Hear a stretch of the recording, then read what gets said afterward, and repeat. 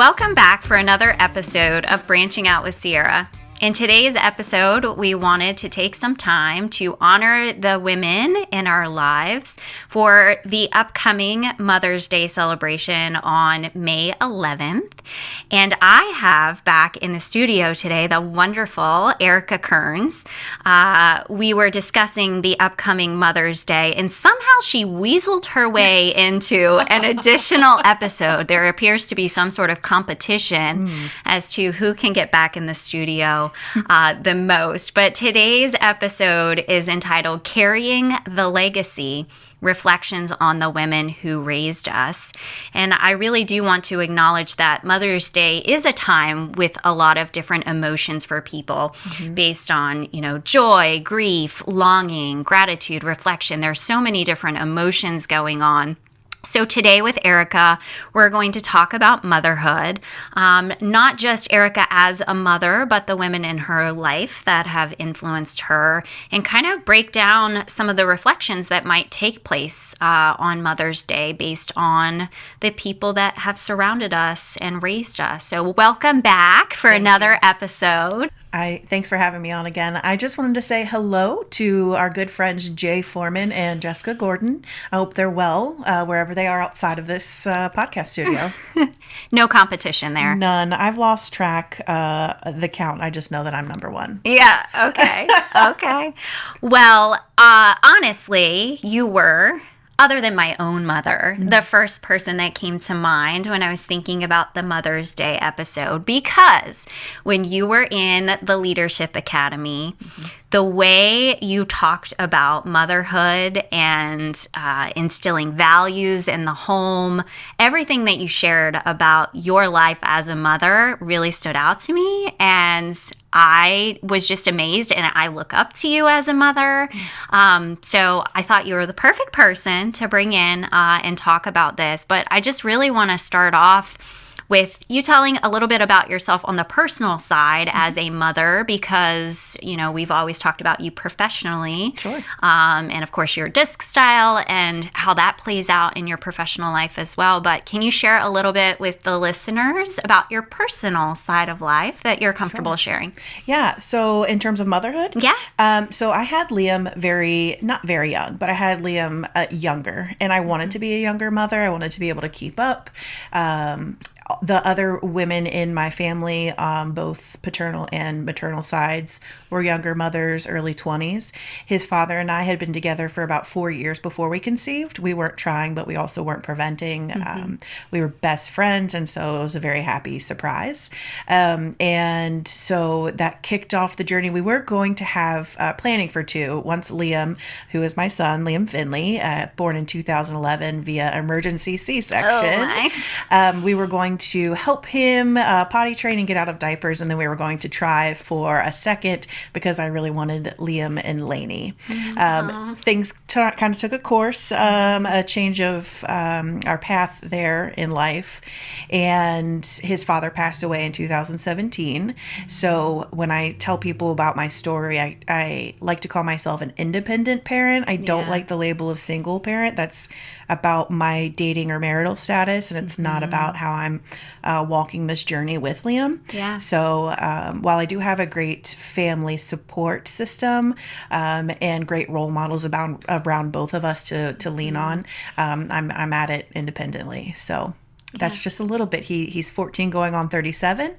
He's an amazingly patient, intelligent and witty individual. So I wonder where he gets the wit from. I have no idea, but I'll tell you, it's real good. He leaves my jaw on the floor sometimes. He's amazing, and he makes me just crack up. So while he could be a little sugar honey iced tea at home, I'm extremely proud of the individual he's becoming. You should be. I mean, you've also, beyond the experiences in the home, you've also enrolled him in other programs and stuff too to develop some leadership skills. What are some other things he's gone through? Oh my gosh, what hasn't he? So I started, I'm really big on taking advantage of opportunities presented to us, because I feel that I'm not able to give him certain things that I envision for him or ourselves, like both of us as a family unit. And so when there are opportunities that arise, I want to make sure that I am giving him access, right? You can lead the horse, but you can't make it drink the water. Yeah. I want to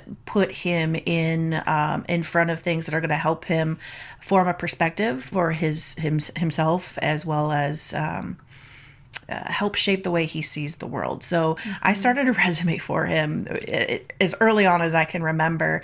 I made sure to put him in early learning. I worked my tail to the bone to be able to get him into an early childhood type of care setting when I decided to go back to work, or when I had to go back to work.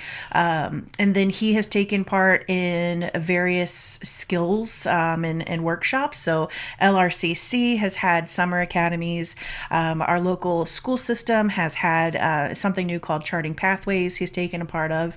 So anything through the school system or the community that he's been able to jump in and help volunteer. He was in Scouts for a really long time. The year his father passed, I thought it would be really important to put him around other male role models. Yeah. And scouting is really a family thing, so he went through that really, really early. He is really active in his youth group and grew up with the current group of individuals that he's close to. And then he volunteers alongside of me. And my favorite thing is when he's not in school. And I work in HR, of course, full time. When I have an event where there are other vendors or other employers, I make him come along and I incentivize him. Very heavy on the incentivize. I don't bully him, though I strongly recommend that he goes and talks to 3 different tables. And I don't care what he talks about, as long as he, shakes hands, introduces himself, and then, initiates a conversation. Then he takes it from there. But I try to get him to practice his soft skills in any opportunity that's presented. So yeah, that was long-winded, but a little bit of everything that we can get into. No, I think that's amazing. I would not have liked you, because that would have pushed me so far outside of my comfort zone, which is obviously so important to do. So he might not appreciate it that much now, but he will later in life, for sure. He does not. He's very uncomfortable, because I don't like to call him shy. He likes to sit back, soak it all in, and then decide when he's ready to engage. So I give him the space to do that. I don't like to push him into things, though I'll strongly encourage or incentivize. But sometimes he is voluntold, because that's just in our conversation is, I was put on this earth to be your mom. We're learning together. We've never been this age before. I've never had a son this age. You've never had a mom my age. And so we're learning as we go. And I really feel like this is important. So I'll front load him with as much information that I can. Here's why I thought. Here's what I think is going to happen. Kind of the way I prep you or other individuals around me. Here's what to expect. Here's what, might pop up that we don't expect, but here's how you can face that challenge. So front load him with skills, and then put him in the situation to take advantage. And he's never completely shut down and dug in and said, I'm not doing this. So he doesn't see it, but I certainly do. He knows how to shake hands. He knows to look someone in the eye when they're speaking. He'll hold a door. So he has the foundation. So it has, he doesn't like it. No, he doesn't appreciate it, but I've seen good come from it. Yeah, well, that's amazing. I want to talk about so many different aspects of motherhood and Mother's Day today. But before we dig into all of that, I want you to tell all of the male listeners why they should continue listening to this episode today. Sure. No, that's great. So we might not all be mothers. Either the opportunity was taken from us, or it's not something that we want for ourselves. But we all have a mother. We all came from a mother, whether we have a relationship or not with them. We know individuals that are mothering, nurturing. We might consider our environment Mother Earth. So this topic today is applicable for everyone.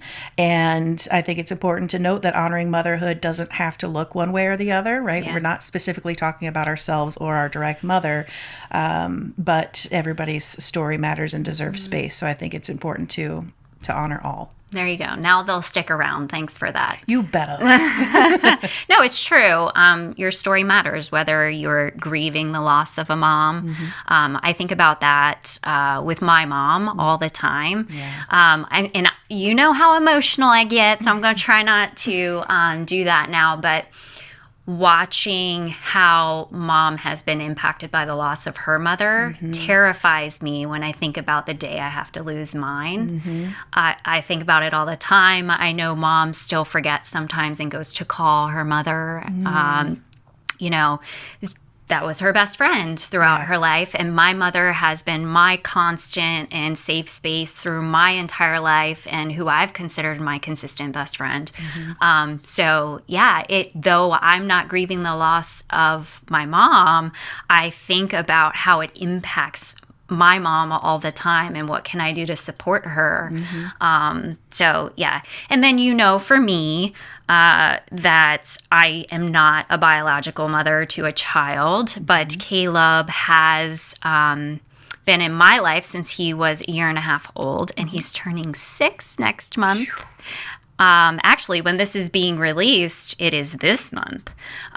So yes, he is turning 6. So I've been in his life for a long time. He does call me Mama Sia. I do think of him as my son, but he still has his biological mother. But it's an interesting place for me to be in because when I married my high school sweetheart, we were together for 12 years. I envisioned family of 5. I had named the kids already. I had this plan of what I thought my life would look like. And so it's really easy for me to say I'm 36 years old and I haven't had a child of my own and get really upset with myself over it. Like I pictured this going differently. And it makes me think about like how we set this expectation of ourselves. And if it doesn't play out the way we want it to, whether you can't have a child the way that you wanted to, or, relationships don't work out, how Mother's Day can really impact you differently. Yeah. Like it can be a day of sadness and grieving the fact that I've never had a child of my own. And I even think about like when I get older, I'm not going to have, necessarily, I don't know, a child that's going to help care for me when I'm elderly or, you know what I mean? Yeah. Like, what will that look like? So it's a very scary thing to me. I agree. I think that, you said you're not grieving the loss of your mother, but it kind of is. I think that, so my bonus mom, I have step parents. My parents split when I was, I think, 5, and I've had other marriages. So I always tell people I grew up kind of like the babysitters club where I had the bonus, I had 2 families, 2 completely different environments. And so my bonus mom, she's had type 1 diabetes since she was in high school. And it's honestly amazing. She's still alive. But she, growing up, we've seen her just get terribly ill. And it can go, very quickly one day or the other in and out of different medical procedures. And it's been a rough ride. And so I have half siblings, of course, and step siblings on either side of the family. And on that side of the family, I have a brother and 2 sisters. And so to specifically watch my sisters grieve my bonus mom, because you don't know when she's going to pass. She is alive and vibrant. She is legally blind, but she still makes it through. She cares for a niece and a nephew of mine. Mortality is really weird, especially when you've gone through serious loss already in life. You really sit back and consider, okay, well, what is this going to look like? And I'm also the eldest sibling on either side. Okay. And so I always consider how that might fall on my shoulders, how I might have to lead my sisters through a process, how I might have to care for parents in their final days, no matter, what grandparent or parent. But it's almost like we are grieving as we try to appreciate and practice gratitude with who we have when we have them, but also coming to terms with this isn't a forever thing. Yeah. Whether that's our mom, our own child, oh my gosh, I'm scared to what if I become a parent that loses their child? That's a hard topic. So it's a balance of grief and joy almost, at the same time. Yeah. Yeah. Plans included. Yeah. I can see that.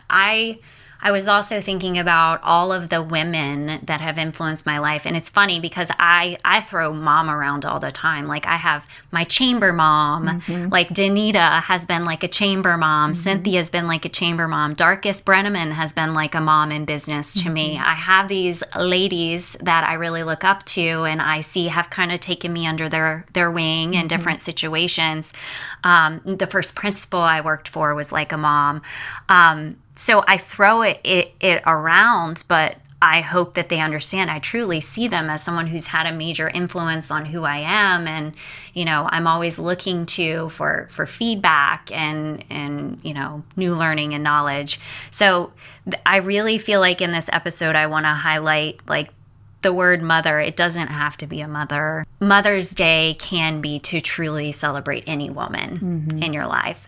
I thought about recently, Caleb had a Muffins for Mom event at school. And so the invitations that they sent out said, it can be your mom, or it can be, what did they say, aunt or friend or other family member that acts as, you know what I mean? It was so complex because really it's any woman, right? That is there to nurture you and care for you and you have a relationship with. So it would be interesting to see and kind of go through that room and see who all showed up that day for the children in that school. Well, it's almost like, who is mom? What is mom? Yeah. Aside from a womb, right? Aside from a life giver and our relationship with them, what is mom? A mentor, a nurturer, a caregiver, like you just said. So yeah, that's interesting. How has your definition of motherhood changed over time? That's a good question. Well, I've always loved animals, and so I've always been, I don't know if you remember, I think it was Looney Tunes. I don't know, there was a cartoon, and there was this little girl, there's this cartoon named Elvira, and she would love the sugar honey iced tea. She would smother this cartoon cat with love. Okay. That's from my psychologist. But this little cartoon character reminds me of myself, because I just have... I'm a Virgo also, if that matters, but I'm a caregiver, a nurturer by nature. And so playing Barbies, I was always the mom.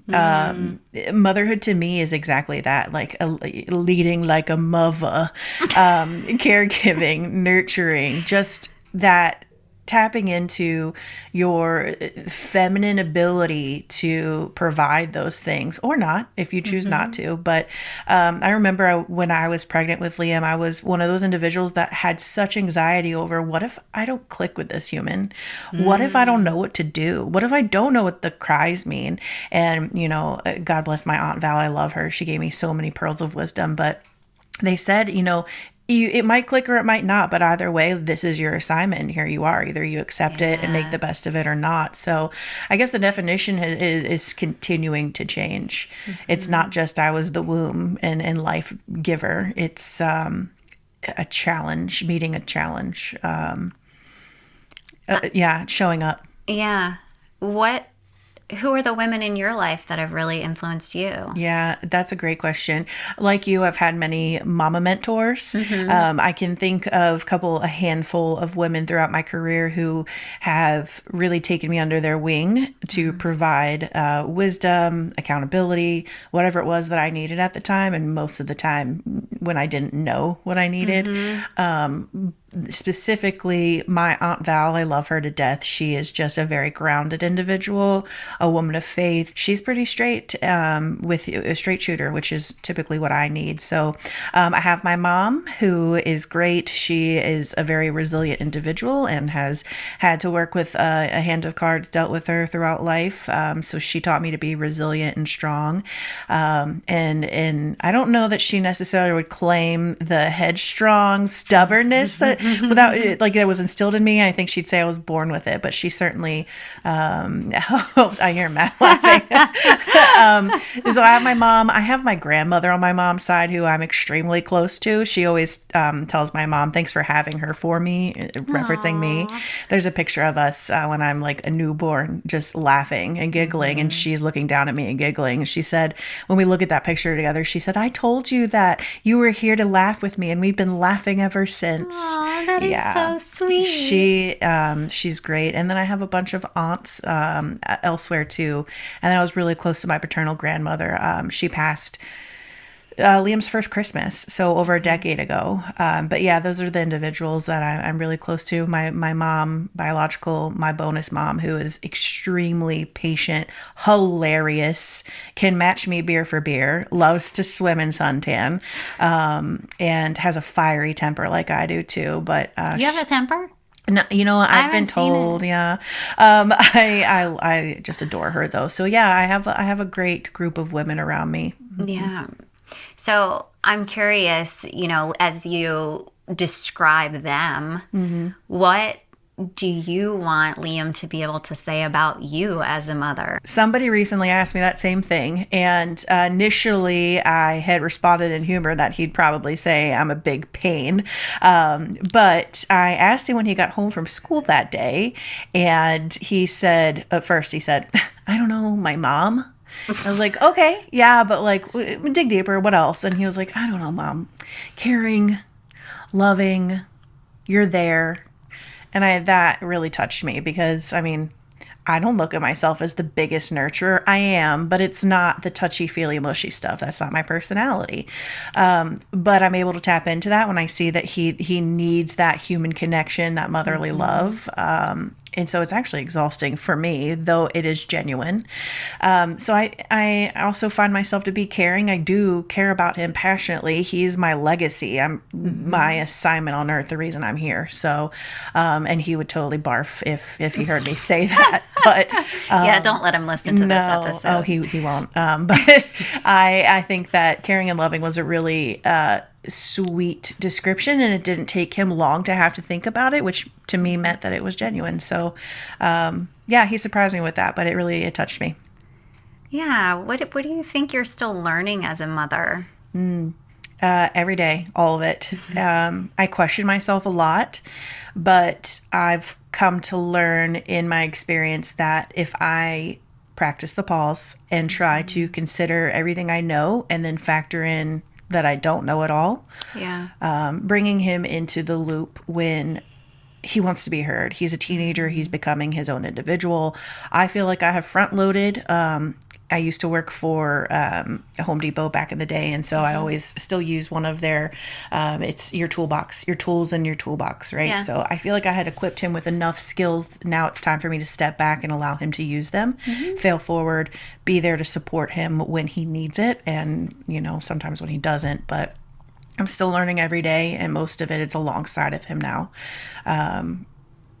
Emotions, how hormones play into a teenager's everyday, the experience he's having in the world right now, because it's totally different. You know, every generation says it, and nothing can be more true than that. So I'm still learning a lot every day with him. Yeah. I feel like as an outsider looking in, you guys have a friendship as well. Would you describe it as a friendship? Yeah, same as you and Miss Tammy. It's important to me that he knows I'm accessible, that I'm here for him, and that he's not on the back burner. I have, you know, in all transparency, there have been times when I have reflected on motherhood and who I want to be and who I don't want to be. And, you know, our parents did the best that they could, or at least in my experience, they did the best that they could with what they had. And so it's not my place to hold anything against them. If I need to unlearn something, break a generational curse, you know, then at least I'm aware of it and I'm able to do that. But yeah, sorry, I just lost my train of thought. It's okay. But is it hard to determine where to draw the line between like friend and mother? What does that look like for you? No, I don't. I've never struggled with that, only because I have this strong conviction, and I think it's something that I've already kind of determined in the back of my mind. I don't like to say to him, I'm not one of little boo-boo the clown. I'm not one of your little friends. No, I am. I'm your friend, and I'm here to support you.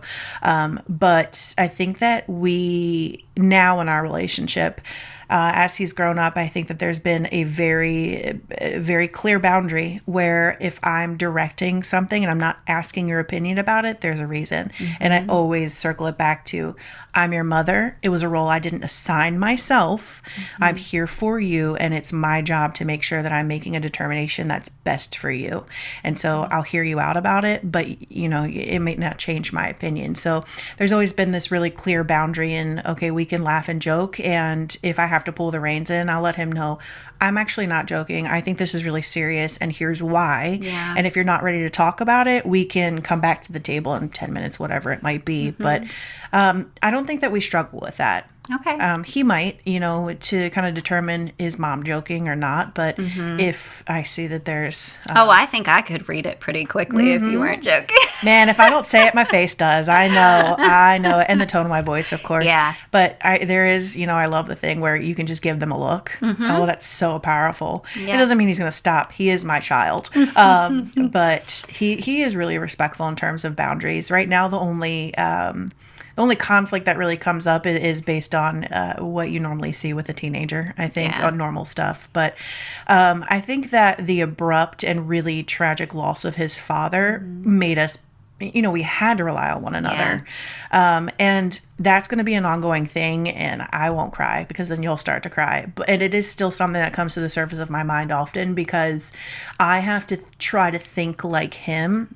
And I want friendship is support, right? It's having fun, enjoying life together, and just being there no matter what, right? So when Jonathan died, he was just barely 6, and so it was a hard delivery, and the only thing that I could ask God for was tell me how not to mess this up. Tell me how to lead him and how to help him through all of the times in his life to come when he's going to look at himself and say, I don't have dad. Nobody will ever replace him. I'll never ask him to do that.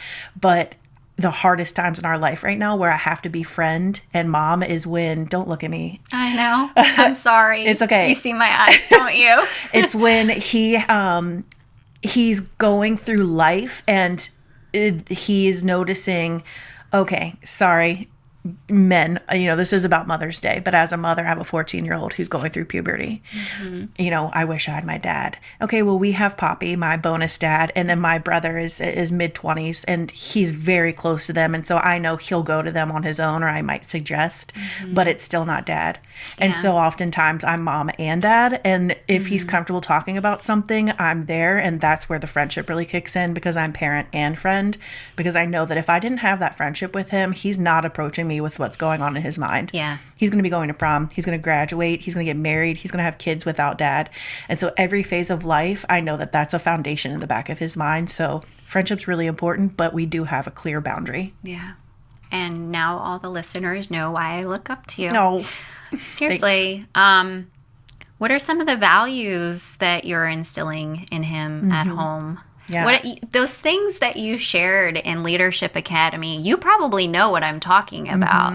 I want you to share some of those things. Yeah. So our church, we're non-denominational Christian, so we worry about our own. We don't tell people how to live their lives. I know when we talk about Christianity, a lot of people are put off, especially in the world today, the administration and politics. But I want to make it clear, when I talk about my faith, we love all. We respect all, and we worry more about our own behavior. So in our church, man, Liam had to be maybe 4 or 5. They had rolled out, the senior pastor who launched the church had stepped down and put one of his sons in place to lead the church, and kind of, I don't want to call it rebrand or relaunch, but alongside of that, they outlined, here's our values as a church. And I loved them, and I kind of adopted them. And so I think I shared in Leadership Academy, I had printed them out on a large piece of computer paper, and it's still, I'll just send you a picture so Matt can upload it if he wants as a cover, but it's in his favorite colors, blue and orange. It's on the back of our garage door. It has our family values, so he sees it every day when he walks out the door. And so I'll send you a picture of it, that way you guys can use it if you'd like. But it's so our generational leadership, where we have integrity, we have, and then you fill in the blanks. And so it has changed as we've looked at life. Now we're a teenager, and we're looking at what we're putting, letting go into our eyes and ears, and how that might impact us. And so the things that haven't changed in terms of values are integrity, honesty, and accountability. And I love that for us, because when we have those conversations, just like in HR with an HR manual, I'm pulling it all into our purpose, mission, vision, and values. I love it. So those are just a few, but those are the ones that are really at the top of mind. How does he engage in conversations about values and vision and all of that stuff? Like, what is that like for a teenager to engage in that conversation? He can't be bothered. If you catch him in a mood where he's willing to talk, he is a really great leader in that he's quiet. You two have really similar personalities. He takes it seriously, though, and he gets frustrated when he sees his peers not behaving accordingly, right? And so he's not like policy police or anything like that, but he notices. And so his conversations are not high level whatsoever, but he's comfortable in acting them out, and in that if he sees something, he's able to say something. Yeah. When he's comfortable. If it's a group where, he's a teenager and he wants to be cool, then he's very particular about how he approaches something. Yeah. And he's still a human, he's still acting out and being a crazy teenager at times too. But more often than not, he's speaking up when he sees something, like with his teen slang. And that's not right. Like, hey, and then, he might suggest how he approach something, or he gives a lot of advice to his friends, from what I understand. He comes home and shares a lot with me.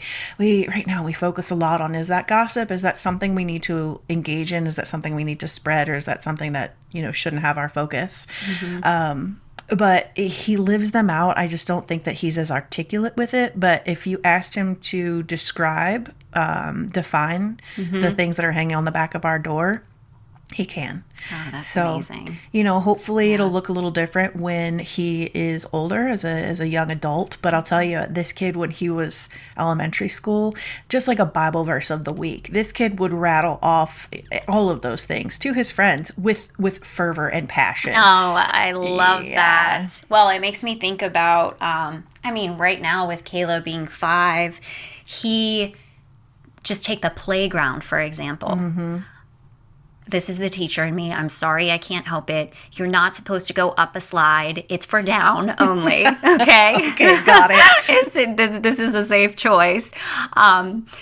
He sees other kids doing things that they're not supposed to do, and it's always interesting to see how he responds to that. He's coming home from school right now letting us know which kids are saying words that they shouldn't be saying. They're doing this, that, or the other, and you can tell he's reacting to it. Kids can sometimes not be very popular if they're the one that's the tattletale and goes to the teacher and says they're doing the thing that they're not supposed to be doing. I don't really want him to become that person, but what I would love for him to do is what you're talking about addressing it himself, and just, I just don't want it to get to the point where sometimes I catch myself where everything is a teachable moment. People that don't want to hear the lesson that I think is there, right? Like Dairy Queen drive-through, that stranger doesn't really want to hear what I think about them putting trash in the parking lot. You know what I'm saying? I don't like the tattle thing. I think that it's an important conversation to focus on, and I know you as a teacher, you have all the tools, but what is tattling? When does somebody need to be told something or not? Exactly. But I also, on the other end of that, because I worried about that too. He wasn't necessarily that kid, but he would definitely let somebody know at a younger age before he learned how to figure out what was what. But I don't want to shut that down. If you are convicted, if you know internally, whether you think it's your heart or your brain, if you know something's not right and your brain or your heart is calling that out, then don't stifle that. Recognize it. And then our conversations, especially right now where he's not necessarily willing to speak up all the time, but he's bringing it back to me and this happened. Okay, well, what did you think about it? And then again, his values will surface. And I can see, okay, well, at least it's turning, those wheels are turning in your head. And the reflection on how did you handle it in the moment, is that how you would handle it if you were to, have that happen again? Very interesting. Thinking about the emotions that you specifically experience on Mother's Day, given your identity and the people around you, what are some of the emotions you experience? Oh, that's a hard one. Well, I'm here to be honest. Mother's Day's hard for me. Okay. Jonathan, his father, used to make it as special as he could, and I still have like these coupon books, like One Free Hug and his handwriting, and I just cherish that. Liam's amazing in that from the time John died all the way up to now, where he has his own money that he will spend, he always made it a point to like bring me a flower, make me a disgusting cup of who knows what. So he's always been really thoughtful, but at the same time, Mother's Day isn't for me. It doesn't feel like it's for me. Because first I have expectations of doing things for others. My bonus mom is not necessarily like, you have to, but of course I always want to include her. I love her. My grandmother is alone. She doesn't drive. She's lived downtown for a very long time. And so I focus on celebrating her, especially as like the matriarch of the family. And then my mom lives out in Northern Virginia too, so she's not super accessible. And then my sisters, who are now mothers of their own. And I just, I get emotional. They're amazing mothers and I want to celebrate them. I love them. So many holidays are often focused on others. Liam isn't to the point where he can decide, I want to bring my mom flowers and take her out to lunch. So for me, it's just another day to do for others, which I'm honored to be able to have the opportunity. I don't want to be disheartening and ugly about it. I'm happy to have the opportunity to celebrate with the people I love. But at the same time, I get a lot of like, hey, texts or posts or whatever. I think you're a great mom. I love it. And I'm not a words of affirmation person. I shrink when people give me compliments. I don't like it. Hugs. And hugs. I'm not a hugger. I'll shake your hand. I'll hug the air and send it to you. But it's hard to accept recognition. And to me, Mother's Day is a daily thing, right? All the things we're celebrating and recognizing, it's an everyday thing. So I love Mother's Day. It's beautiful, and I recognize all the women that need to be honored, but I don't necessarily celebrate it by being pampered. Yeah, well, that's understandable. It's always like an interesting thing for me. So I try to focus on Caleb's mother, and of course my mother. I don't have grandmothers that are with us anymore. So I try to do like a craft with him each year, something for his mother, for his grandparents, for his great grandma, just something from the heart. But yeah, it's always a little interesting for me because it goes back to that grief piece of like, I don't know, feeling like I'm missing out. You're not. You do lead like a mother. And I'm sorry, I'm going to take that back because your feelings are valid and I can't tell you how to feel, you're just such an amazing person and I want everything that you want for yourself. But I can say that from my seat, your path is, I understand you just shared with us. It's not been what you envisioned, but by golly, is it beautiful. You're impacting so many lives. To me, you're like the ultimate mother, other than Mother Earth. I'm making a peace sign. You are Mama Sia. Sometimes I call you Mama Sia. Yeah, you do. You are Mama Sia, and I'm sure that how you speak about your chamber moms and your business moms being like all the things, I bet you we couldn't count on 4 hands how many people consider you to be that. Plus all the littles in the classrooms. I cannot imagine, just how many lives you've impacted. And so while you grieve that aspect of life that hasn't turned out or looked like what you expected, I hope that, and I know that you can see the value in what you have poured into other people's lives. Oh, thank you. And Caleb's so lucky to have you. So lucky to have you. Well, I try my best. Teaching was interesting because every one of those kids were my kid. And I treated them as if they were my own children. And I used to say as a teacher, because I gave my all to them. I worked late into the night. Sometimes wouldn't leave Fairfax County schools until 10 p.m., drive home, turn around, do it again, work all weekend. And I said to myself, I don't know if I can ever be a mom because I will feel like I'm choosing between my school children, who are my kids, and my own children. And I don't think it's fair to give either of them less. And that used to scare me.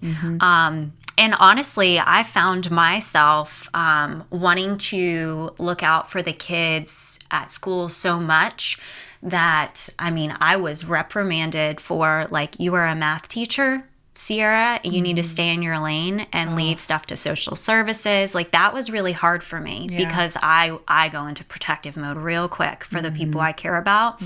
And the moment that I know that, you know, a child is going through something that they shouldn't have to, I want to take that away, no matter what it takes. And honestly, I mean, that got me in trouble. I was wondering, I was going to ask you about that. I know with all your work with CAC and how you've spoken about your students and your teaching life, I've picked up on, you know, it was really important. And honestly, you're like that with everybody, nurturing and protective, myself included. And it just comes, I don't know if it comes easily for you, but it just seems like it does. Like, it's so natural in who you are. So I am so grateful. And I know that any of those children, you know, if they remember any of it, that they have to feel the same way. And I want the listeners to know, I don't know if you've ever read the book Matilda, but I refer to Mama Sia as Miss Honeybee. She is, like, as soon as I met her, I was like, oh my gosh, the same body type, the same haircut and hair color. All you need to do is tie your hair back with a ribbon headband. Like, she is the epitome of everything Miss Honeybee embodies. Same. So cute. That's exactly what you just described, though, right? So, and I feel like if you could have adopted all those children, you would have them. While the system, while red tape, liability, all those things has to address them, I commend you for that, because that's what they need, you know. And it's funny you say that about adopting them. I actually was going through the process to take classes to adopt one of the kids. It had ended up in, you know, a situation where now this student is in high school. I have seen him grow up and mature, and I still try to attend things to support him, no longer as his teacher, but just to show I care about your future, and you have a support system.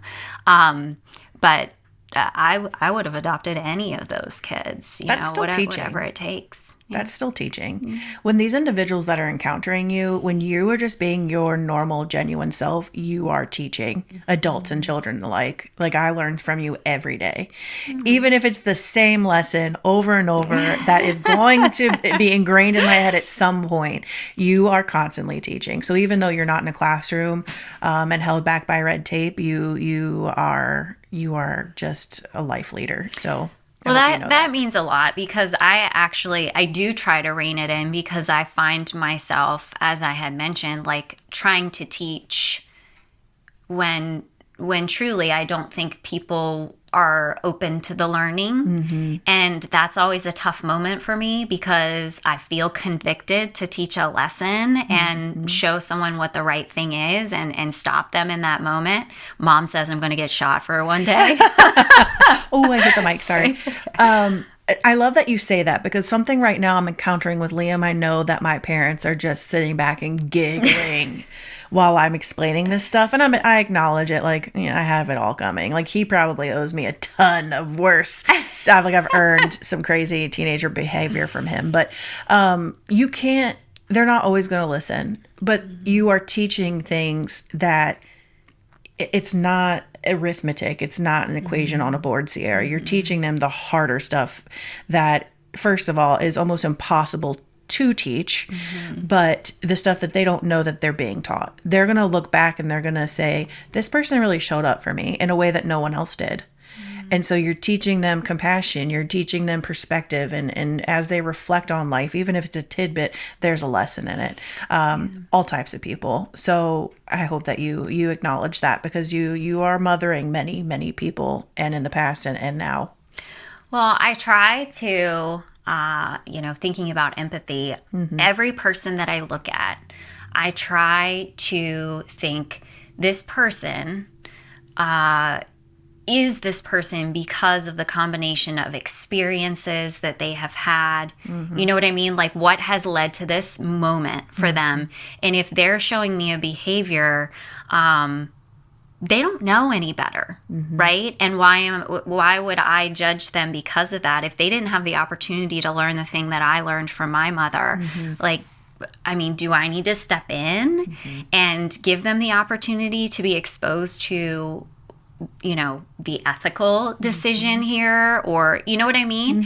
I always consider that. It's so easy to quickly judge someone, but I try to pause long enough to consider, what did they experience that led them to be this way in this moment? Like, I'm joking about the Dairy Queen parking lot thing, but in the drive-thru, this person opens their car door and puts their trash on the ground at the drive-thru speaker and closes the door. And Ericka Kerns, I got out of my truck and walked up to them. I know you did. And I said, I'm sorry, but that's not where the trash goes. There's a trash can here and here and here. I will gladly put it in the trash can for you, but this is not where this should go. Yeah. That person did not want to hear what I had to say. They were not ready to receive it. But in my mind, maybe that night they thought back to that moment and they thought, she was right. I shouldn't have done that. Maybe they didn't. Well, maybe they complained about me to all their friends. Who knows? That's like an example of where mom says, I'm going to get shot one day. Or both. Yeah. But it's quite possible that the next time that they go to do that, because we know behaviors don't change automatically, that they're going to remember someone saw them and they said, hey man, that's not cool. Right. So sometimes even just like leading by example, I think that you did the right thing. You are delivering something that you have that they don't in whatever aspect, and what they choose to do with it is their decision. Even something as small as trash, not small. Okay. Don't litter, and please recycle. And I don't care where you think it goes, landfill or not, just do it. But you're leading by example. Like, and that's a lot of parenting with a teenager right now, or any age really, because that was my biggest thing. I don't want to be a hypocrite. Sometimes I am, and I'm willing to say I messed up. I love that. I love that you are so transparent when it comes to, I've made a mistake. Like, you're not afraid to admit that. You're open to feedback. You're modeling that for Liam. I think that's awesome. I'm not going to ask someone or tell them. No, I'll tell him. I'm not going to tell my child, you need to respect me, when I know darn well respect is earned and maintained. We can be on a high horse, high and mighty, or we can choose to level with someone because he's a human being. His brain isn't fully formed, but that's how you get respect. I'm human. I'm sorry. Like, I'll raise my voice, or I'll get frustrated because, oh my gosh, wearing all the hats, I get so overstimulated and overwhelmed. And I might snap at him. And then when I'm ready, I'll go and act. I'm sorry. I was wrong. That wasn't cool. That's not something you deserve. And so that's the nurturing part. And I wish that I was able to do that with adults that I didn't feel that I don't feel responsible for in the way that I do for Liam. That's the superpower of yours. I'm judgmental. We all are. Yeah. No, we're humans. We judge all day long whether or not we're willing to admit and that's it. a safety thing too. Yes, absolutely. We're ingrained to do that as cavemen and women, right? To assess and then respond to fear. We know that. That's textbook. But I am not as soft towards others in the way that you are able to consider. I can, especially when I have an HR hat on, and professional me needs to be able to function correctly. But in my personal life, I'm not as swift to give them grace. And so that's something that I work on. So I'm commending you for that as well, because it truly is a superpower to be able to do that consistently with the diverse, group of individuals that we encounter. Well, thank you. Thank you. That means a lot. What do you want fathers to understand about motherhood? Is there anything you wish that fathers could understand from your perspective? I'm just curious. That's interesting. I've never really thought about that because I think that in my mind, fathers have their own struggles and enough to worry about. I think that's something that happened with Liam's father. I think that he didn't have any responsible male figures in his life outside of my own dads that were there for him later in life. But I think that there's so much pressure, and I'm all for women's rights and wearing whatever hat or role that you want to, but I still think that there's some traditional boundaries placed on us, and just our natural abilities to tap into that feminine or masculine operating system that is ingrained in us already. I really think that they have a lot riding on their shoulders. And so I've never really thought, what should they know? So the first thing that comes to mind, I think, is just understand that it is natural for us to worry and to want to move quickly and to fix and to resolve and to be everywhere all at once. I think it's just natural for many of us. And if it's not, I'm wrong, but that's the way it is for me. Yeah. And that we rely on them. And it's, they're so valued when they are willing and capable to support.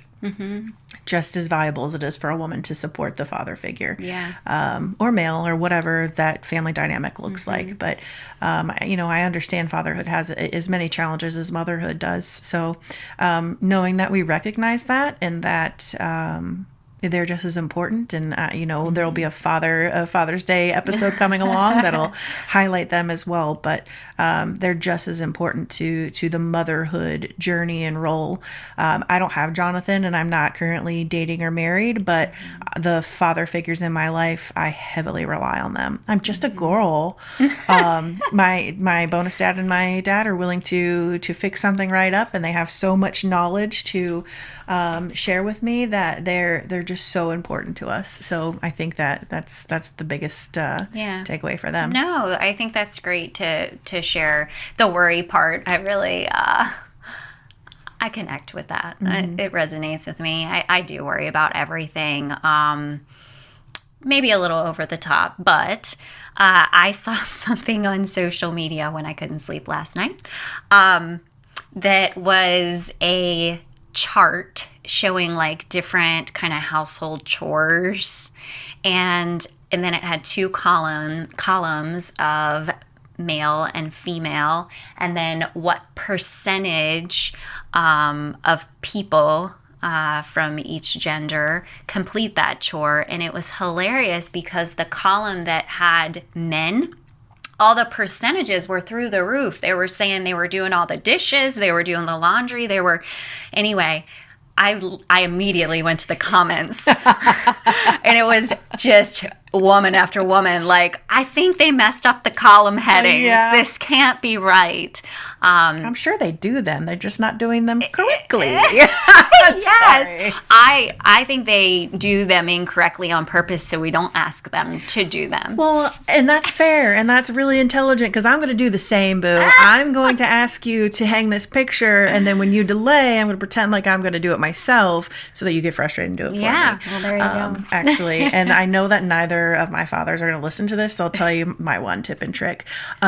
I told them that I want them to show me how to do it. Can you teach me how? And then, wow, am I just like really letting them take care of it? Interesting. I'll try that with Matthew. We all need to feel wanted and needed. A little psychological play. No, I don't know. I am listening to this right now. you can listen away. Keep going. We'll keep. You know talking. how long it took him to hang stuff on the walls? Well, and I'm sure that we appreciate it because it is not something I want to do. Yeah. But well, it's so funny because when I think about my household and growing up and kind of the shared responsibilities, Mom was responsible for everything in the house. Dad was responsible for everything outdoors, handling vehicle maintenance, property maintenance, all of that. But when it came to hanging pictures on the wall, he was the one to do it. He had a system. And believe me, it's perfection. It is true perfection when that man hangs something. So, like, Matt has the standard that he has to live up to. And I think that pressure prevented him from trying. hey, but it helps you learn. A little pressure doesn't hurt sometimes. Well, you know what helped? Caleb wanted him to hang something on the wall. Oh. And then he had the supplies out. So he did Caleb's and mine at the same time. There you go. So there's a strategy too. Very nice. Caleb needs it. I'll call Caleb if somebody needs. I think that's funny.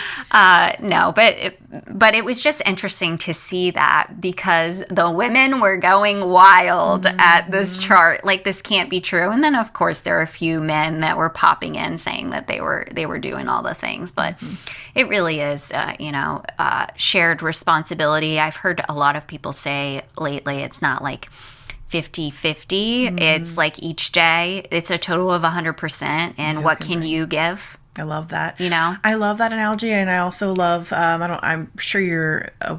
We might have even talked about it, but the idea of like a love bank, a piggy bank, or a bank account where you can deplete it, right? You can have withdrawals, or you can make deposits. And that visual really sticks with me, and I have used that with Liam as well when I'm kind of checking in with him to let him know like where I'm at. I love that idea because, I'm not a he hater. Me personally, I love traditional roles. Yeah.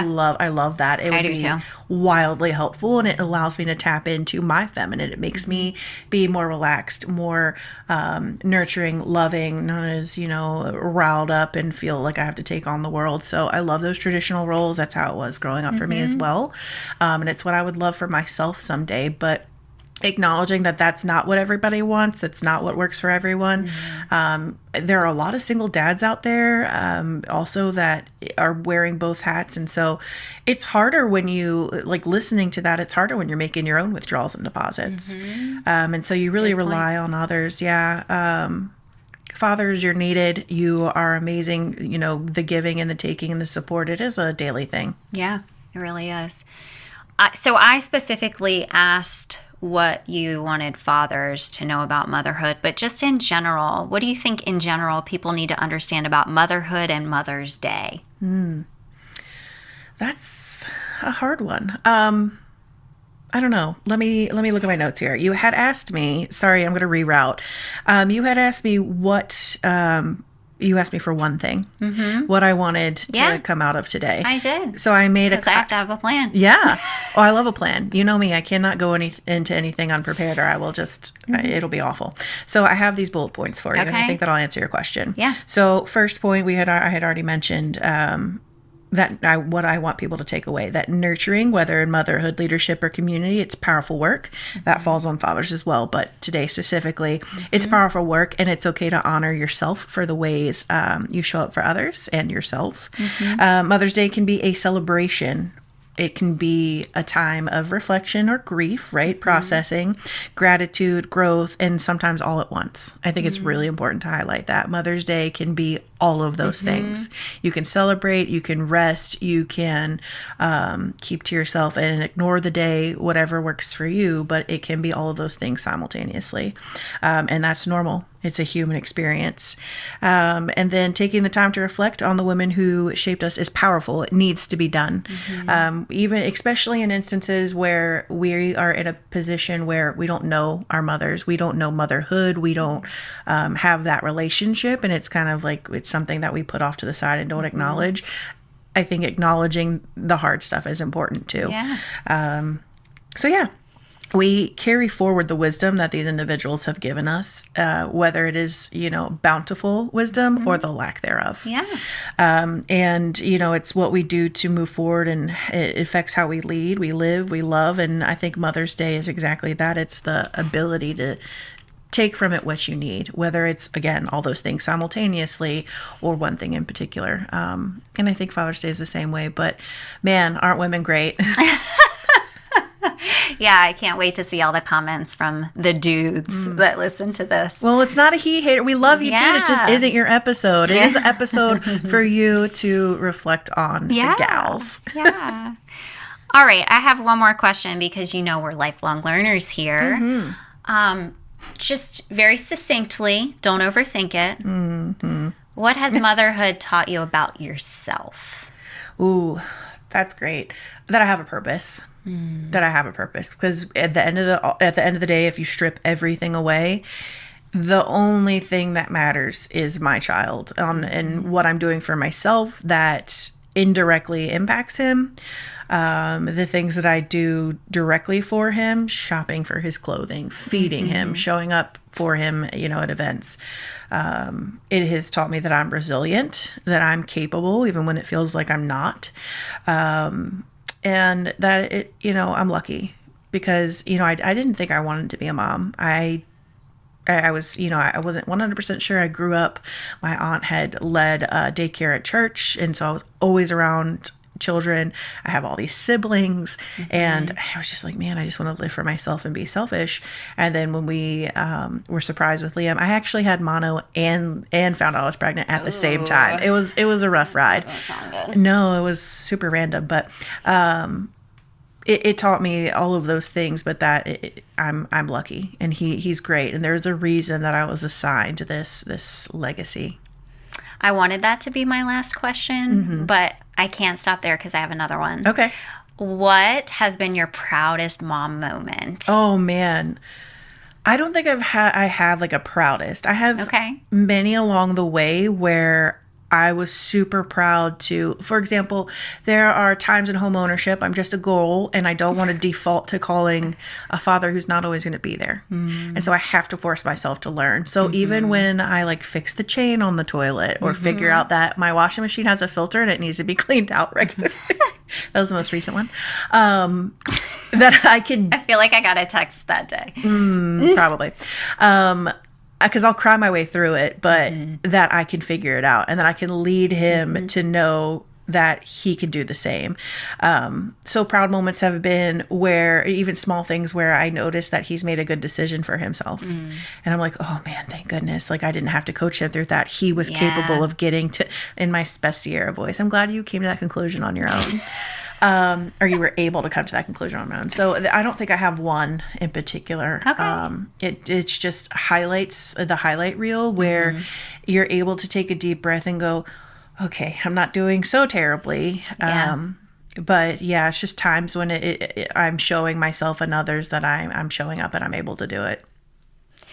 It's when you said that, it gives you like the confidence that, okay, I'm not doing that terribly. I had a conversation with a therapist this week who had shared, and I hope I don't butcher this statistic, but research had been done that when mothers are trying to connect with their child, that fear that you had that maybe you wouldn't connect, right?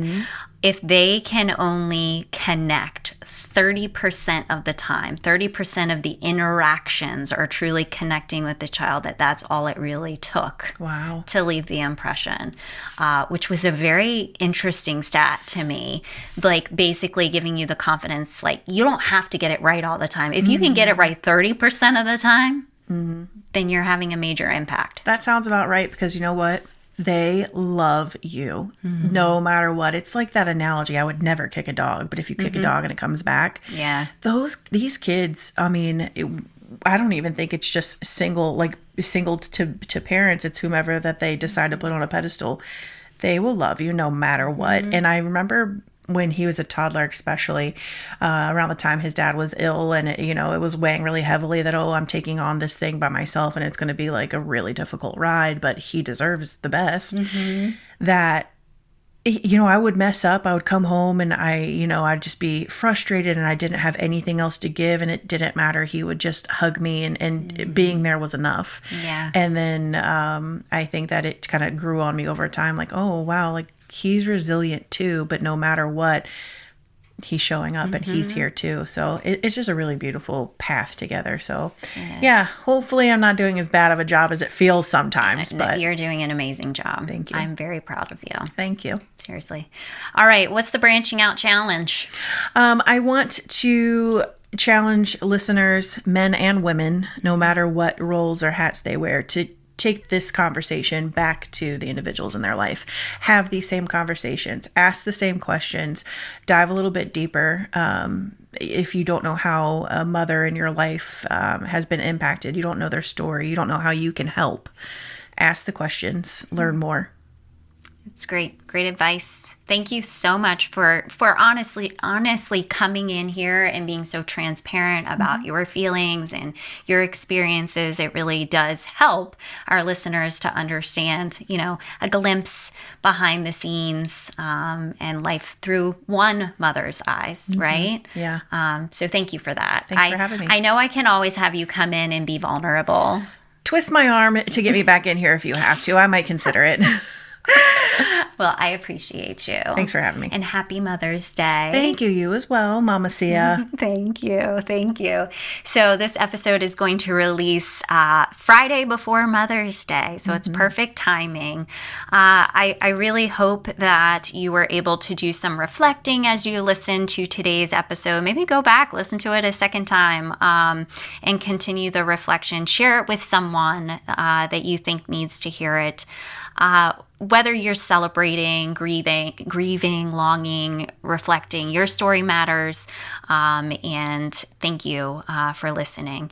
I spoke to someone today who said, I have subscribed to your podcast, but I don't get notifications. And I said, well, that doesn't make sense. So we looked at Spotify and we very quickly realized that it was just the notification settings in the iPhone had not been set to allow notifications from Spotify. So Cynthia Schneider has shared that she thinks I need to share with the entire audience that if you are not getting notifications about when a new episode drops, make sure you check your settings in your notifications. You want to know every Friday at noon Eastern Standard Time when an episode drops. We are coming up on season 2. Very excited for some changes. Woo-hoo. Yeah, no toots. Toot toot. Very excited for these changes. So stick along with us for the ride. I think you'll be happy with the direction we're headed in starting in June. Lots to celebrate then. So thank you for sticking through to the end. And until next time, keep branching out.